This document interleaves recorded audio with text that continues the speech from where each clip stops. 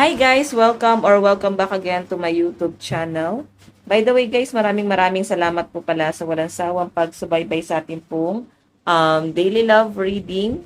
And kung ikaw ay bago pa lang sa ating channel, mag-subscribe na po kayo. Then i-click mo na rin yung ating notification bell para lagi kang updated sa ating mga bagong upload. Okay, so guys, sa mga interested sa private reading, nasa description box below lang po yung link. Message lang kayo guys.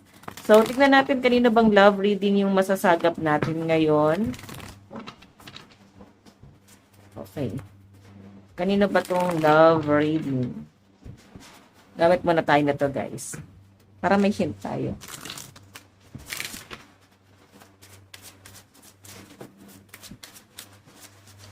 Oh, give your relationship a chance. So, I think yung iba sa inyo, trauma. Na-trauma na kayo pagdating sa past relationship. So, parang hirap ka ngayon na magtiwala. Ulit. May nakikita kasi ako dito na pwedeng, baka may mga ina-entertain ka, pero lagi kang nagdududa. Or yung iba sa inyo guys, iniisip mo dito na baka maulit ng ulit yung cycle. Natatakot na kayo guys na sumugal na naman ulit pagdating sa love life nyo. Tapos, never-ending cycle. So, ngayon yung nakikita ko sa inyo, pwedeng maging mapaglaro sa inyo ang tadhana or pwedeng ikaw yung maglaro na dito, no? Okay, yung mag-entertain ka. So, possible kasi guys na hindi ka na magiging seryoso. Okay, or hindi ka na agad-agad or basta-basta mahuhulog na lang ng ganun-ganun lang sa mga in-entertain mo or darating sa buhay mo. Okay? So, feeling ko kasi guys, ma-overcome mo siya eh. Ma-overcome mo yung sakit and magi-stay ka dun sa thinking na para bang magiging ano ka na lang, sports ka na lang pagdating sa love life mo. Okay? Kaya ang sinasabi dito or yung may advice sa inyo, bigyan mo ng chance yung sarili mo na magmahal ulit. Kung ready ka na. Ngayon kung hindi ka naman ready, siguro self-love na lang muna kasi alam mo yan sa sarili mo kung gaano kasakit ang mapaglaruan. 'Di ba? So kung may mga ina-entertain ka, much better na wag niyo na lang sila guys. Siguro i-entertain lalo na kung aware ka sa sarili mo na hindi ka pa ready. Okay? Alam mo kung bakit? Kasi aasa yan eh. Mangyayari, masasaktan ka dyan sa bagay na yan. Okay? So again, check pa natin.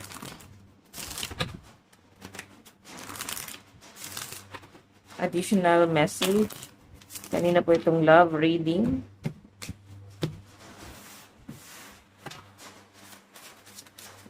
Kanina po itong love reading. Spirit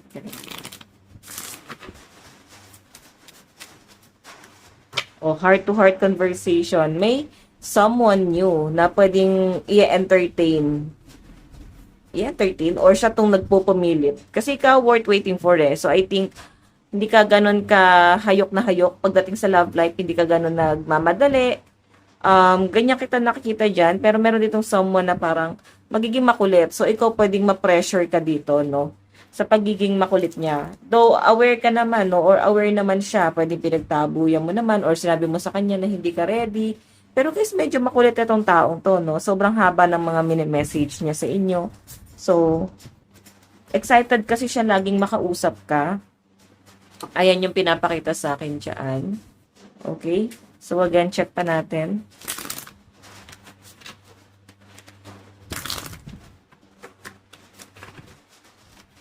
Additional message. Kanina po itong love reading. So, new person to, guys. Person na medyo clingy. Clingy na makulit. Ganon. Yung atake, no? Check pa natin.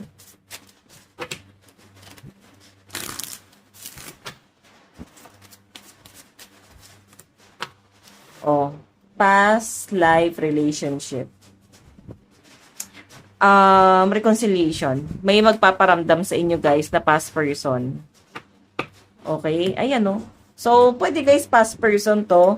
Pwede rin naman guys, marami ako nakikitang past person na pwede magparamdam sa inyo ngayon guys, no?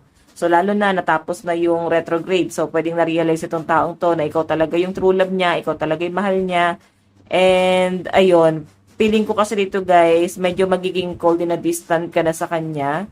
So, parang hirap para sa inyo, nabigyan siya ng chance. Mahirap para sa inyo um, na parang patunayan na naman niya yung sarili niya kasi wala namang nangyayari sa pagpapatunay na ginagawa niya. Okay, so again, na-realize itong person na to na ikaw pala talaga yung true love niya. So, possible guys na matagal na panahon, no, bago niya na-realize. Okay, yun nga lang, ang gusto niya, magtiwala ka ulit sa kanya. Ang hirap lang dito guys, na magtiwala ulit sa kanya. Pero yun nga, pwedeng marirealize mo na itong taong to, naging malambing naman nung mga panong sa buong pagsasama nyo, na naging sweet naman siya, no, doon sa buong pagsasama nyo. Okay, so check natin. Additional message. Okay. Na para bang kahit ganun guys yung person nyo, wala siyang katulad eh.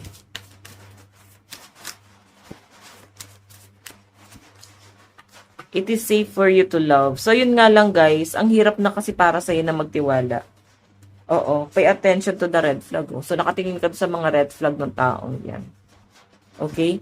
So, again, ang sinasabi lang dito, pwede mo siyang bigyan ng second chance or bibigyan mo ng chance yung sarili mo na magmahal ulit ng iba. Okay? Gustong-gusto ng person mo guys na mag-usap kayo. Pwedeng natakot siya dati. Takot siya mag-take ng risk, lalo na siguro sa mga responsibilities. Takot siguro siya guys na sabihin na natin guys na umalis dun sa sitwasyon niya kasi feeling niya hindi niya pa kayang panindigan or hindi niya kayang manindigan. Okay, ganun po yung pinapakita sa akin dito. Kaya itong person mo na to, simula nung umalis ka, dun niya na-realize na gusto niya panindigan. Okay, so ang problema lang kasi sa kanya guys, bakit hindi niya pa nga ginawa noon? Bakit ngayon niya pa lang to naisip? Again,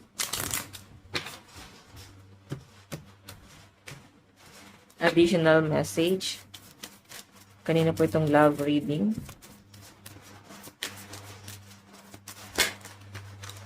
Free yourself. So, palayaan mo na daw yung sarili mo sa taong to. It's time to take back control of your life. Kahit na nakikipag-reconcile sa'yo tong taong to, dapat mas palayain mo yung sarili mo na, lalo na kung may mga red flag na dito. Okay, bigyan mo ng time yung sarili mo na mag-explore, no? Or magkaroon ng expansion, magkaroon ng mga bagong tao sa buhay. Huwag ka matakot kasi life is too short, guys. 'Di ba? Life is too short. Huwag niyo nang sayangin yung sarili niyo sa isang bagay na parang itinali mo na yung sarili mo dun sa bagay na yon. Kung ikaw naman ay may kalayaan, mag-enjoy, pero yung pag-enjoy guys, huwag sobra-sobra ha. Dapat yung pag-enjoy na gagawin mo is tama lang. Yung tama lang na wala kang masasaktan, wala kang masasagasaang ibang tao. Okay, so again,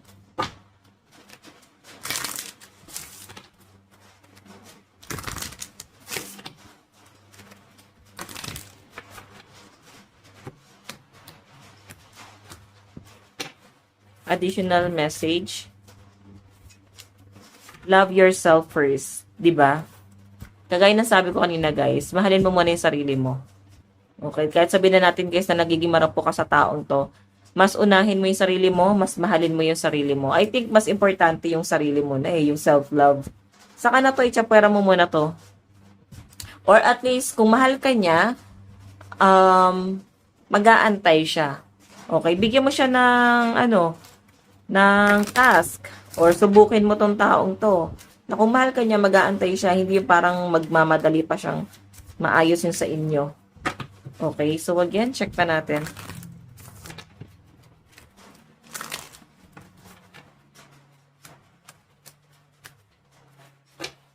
Additional message.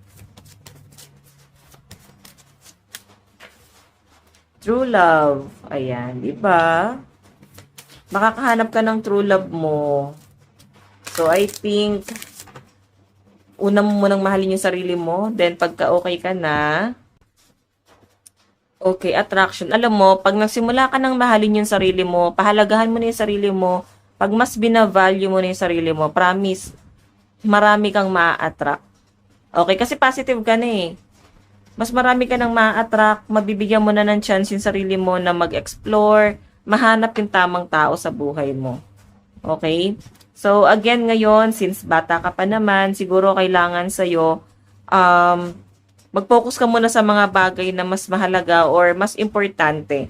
Yung sa tingin mo makakatulong sa growth mo. 'Di ba? So, again, check pa natin.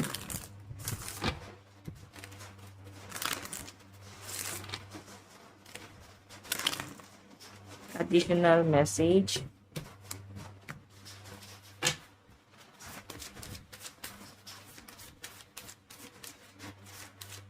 Additional message.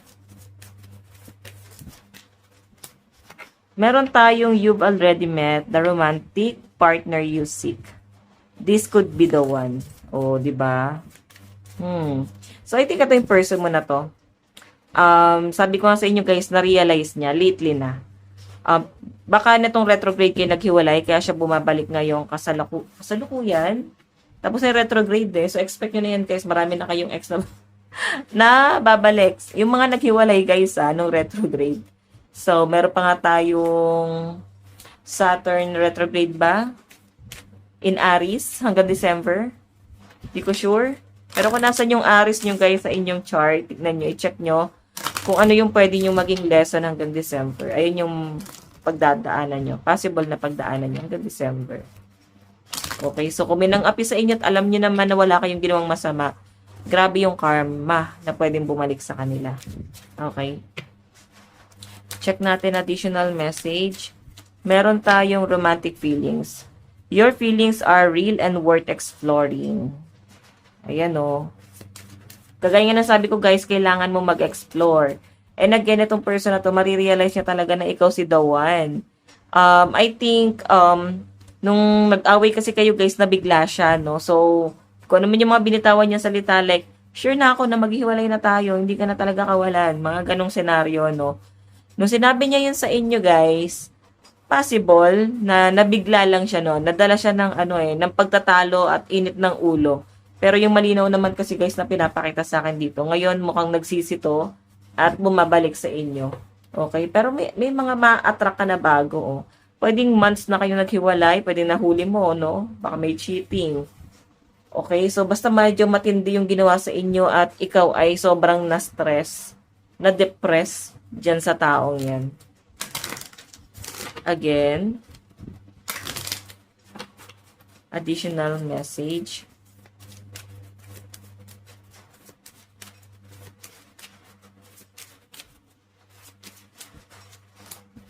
Diba? New love. Ayan. Okay, so check pa natin, guys. So, ito kasi, guys, may new person na paparating. Okay, no? Bagong tao na magpapakilig or bagong tao na possible na baka dito kayo kasal sa new person. Okay? Ayan, no? So, siguro maraming chance or maraming beses mo nang binigyan ng chance itong lumang tao na gusto maging new person. So, ito, may new person, possible dito ka na ikasal. Kailangan mo na daw i-release yung ex mo. Pwede hindi na talaga siya, guys, kasama sa bagong cycle ng buhay mo. Pwede ikaw na lang yung maasa or nag-expect ka pa dito na baka may pagbabago, nag-expect ka pa ng something na higher commitment dyan sa taong yan. Okay, pero kagaya nga na sinasabi rito, baka kasi ito, bigyan mo muna ng siguro subukan mo muna yung taong yan kung talagang sure na siya sa inyo. Okay, bigyan mo muna siya talaga ng wag yung parang nagmamadali ka dyan. Check pa natin, guys. Additional message.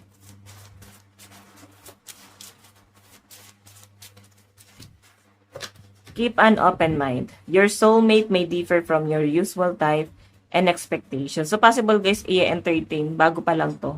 Okay, yung soulmate mo ay nasa future pa. So, possible guys, na karmic mo tong person na to. Okay, nakakahiwalay pa lang.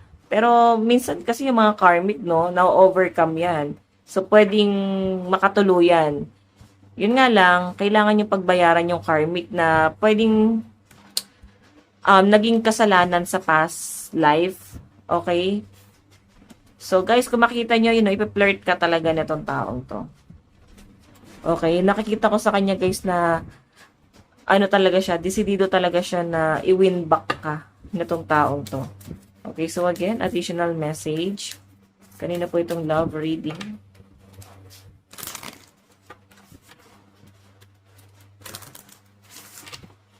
Kanina po itong love reading. Meron tayong getting to know each other. So, ito guys, yung new person. Okay? So, parang sinasabi na hindi mo na kailangan magstay pa dito sa luma eh. Kasi, may paparating na eh. Tinatawag na no? Tinatawag na ni universe yung soulmate mo. Paparating na yung soulmate mo, yung tamang taong para sa'yo. Yung nakatadhana sa inyo. So, yes, masakit na mag-detach dun sa person mo. Pero yung sinasabi talaga dito guys, palayain mo na yung sarili mo dyan. Okay? So, pwede mong pagbigyan itong person na to. Nasa inyo naman yun guys, sa discard mo naman yun. Yung tipong habang nandun kayo sa relasyon, nagmo-move on ka na. Okay? So, pwede mo siya pagbigyan, pero habang kayo, choice mo kung mag-fall out of love ka dyan. Pero expect mo na itong relasyon na to, mukhang pwede ka naman niyang seryosohin. Pwede naman niyang baguhin yung sarili niya. Yun nga lang, pakonti-konti. Okay? Mababalik at mababalik talaga. Hindi natin hindi ko siya nakikita na parang malabo na hindi mapag-usapan yung mga past issue. Talagang maibabalik at maibabalik talaga yung mga kasalanan niya sa nakaraan. Okay, so again, check pa natin. Additional message. Meron tayong worth waiting for. So, baka kailangan mag-antay ka. Antayin mo kasi darating at darating sa'yo yan. Okay? Darating sa'yo ang tamang tao na tinadhana ni universe para kayo. Again, additional message.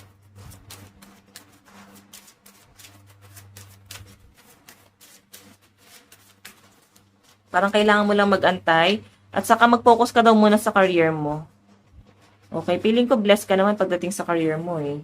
Kailangan lang talaga ito yung mas pagtuunan mo ng pansin sa ngayon kasi ito yung mas blessing para sa'yo. Swerte ka nga sa love life. Alam mo kung bakit? Kasi marami nagkakagusto sa'yo. Marami kang maa-attract, no? Sa pinapakita sa akin dito. So, hindi ka naman siguro pangit. Kasi nakikita ko na talagang ikaw ay kamahal-mahal naman. Okay?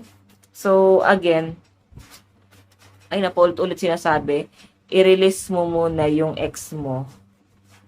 Bigyan mo muna ng chance yung sarili mo na mag-try ng bago, then dun mo balansihin kung worth it ba na pagbigyan or baka kailangan i-let go na. Okay, so again, additional message.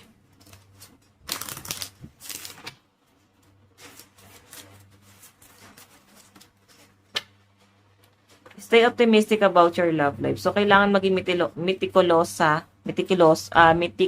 ka sa love life mo. I know.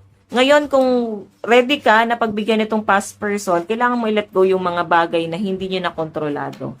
Yung mga past issue. Okay? Kailangan nyo nang i-let go yan.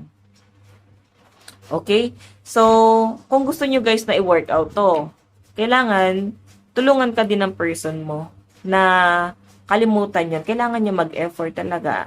'Di ba? Antayin mo kung kaya niya bang ibigay yung assurance na gusto mo, kung talaga bang paninindigan ka na nitong tao. So, ngayon kung hindi pa rin, guys, kailangan dito maging positive ka sa sitwasyon. Okay? Kailangan mas piliin mo yung peace of mind mo. Okay? So, again, titignan pa natin. Additional message. Doon tayo sa nararamdaman ng person mo. Kasi mukhang desidido siya na maayos kayo eh. Okay, magpaparamdam to, lalandiin ka na naman. Pero feeling ko parang mabilis kang rurupok dito. 'Di ba?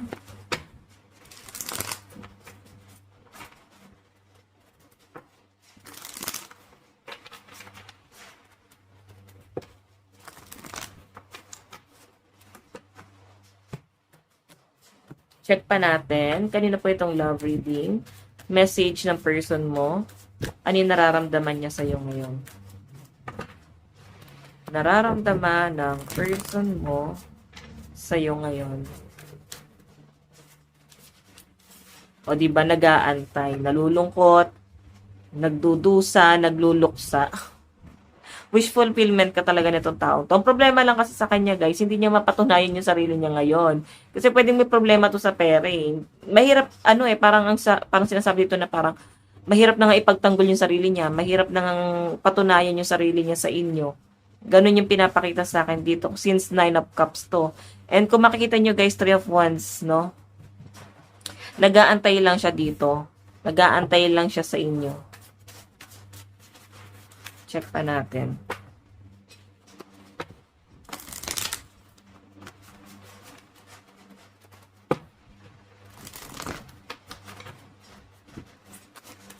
Nararamdaman niya sa inyo. The world though, nasa abroad ba to? Or nasa abroad ka? Pwede kasi LDR kayo, kaya parang hirap din guys na parang ang hirap din na itong relasyon nyo na to i-work out, lalo na kung LDR kayo. So, itong person mo guys, hindi siya makapag-decide kung mag-move on na lang ba siya. Tinry naman niya mag-move on sa inyo sa malinaw na pinapakita sa akin. Ang problema lang guys, 3 of Wands, nandun siya lagi sa, sa cycle na parang hindi siya makausad, hindi siya makaalis. Lagi pinapakita sa akin dito na parang nag-aantay lang siya sa inyo kahit ng mga panahong hindi na kayo nag-usap masyado, okay? Nag-aantay lang siya sa inyo. Again, tignan pa natin ano yung nararamdaman. Meron tayong The Empress. The Empress.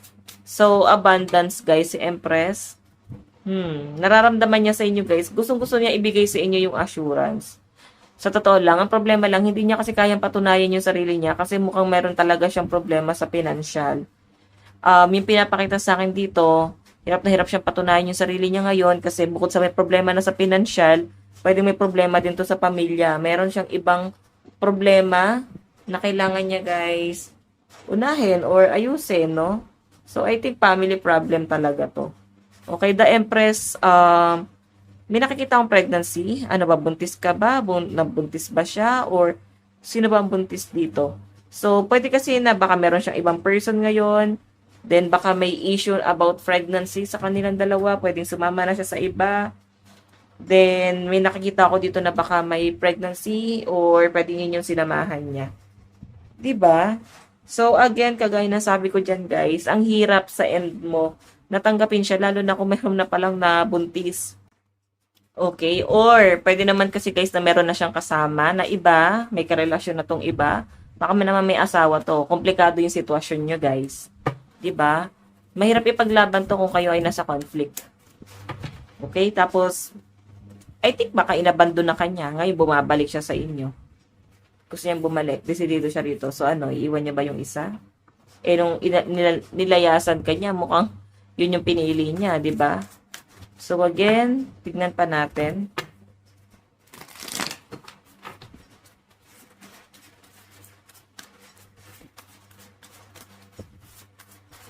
Paano ka nakikita ng person mo?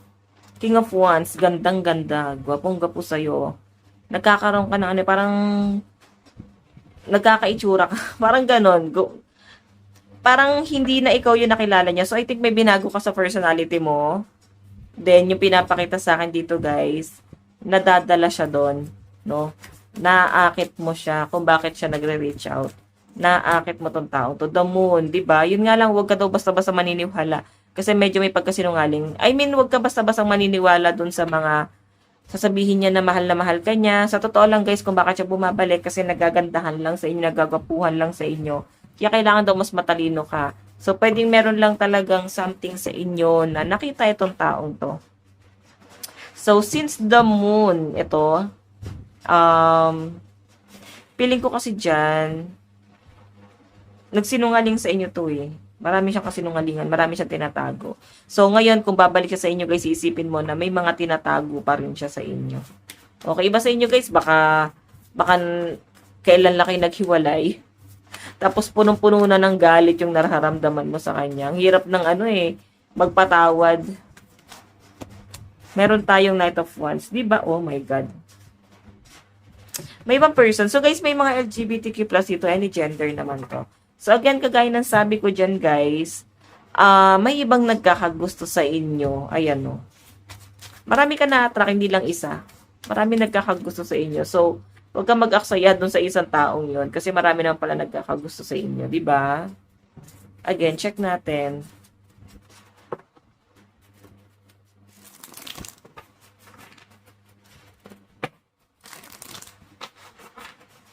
Tignan natin.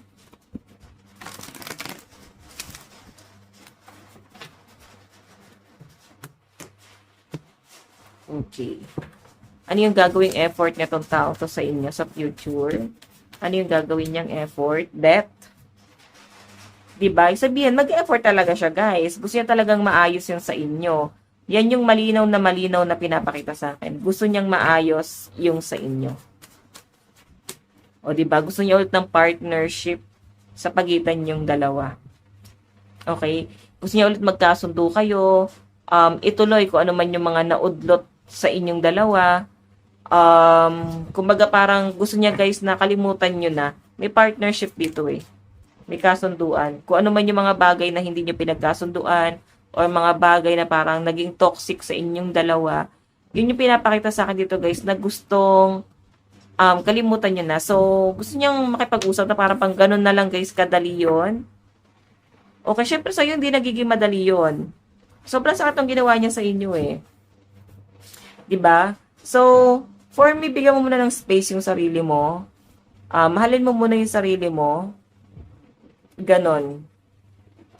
Kumbaga, kagaya na sabi ko, guys, huwag ka muna siguro pumasok sa relasyon. Kahit yung new person, huwag mo munang hayaan na pumasok sa buhay mo kasi masasaktan ka lang. Mahihirapan ka lang. Mahihirapan yung loob mo dito. Again, check pa natin.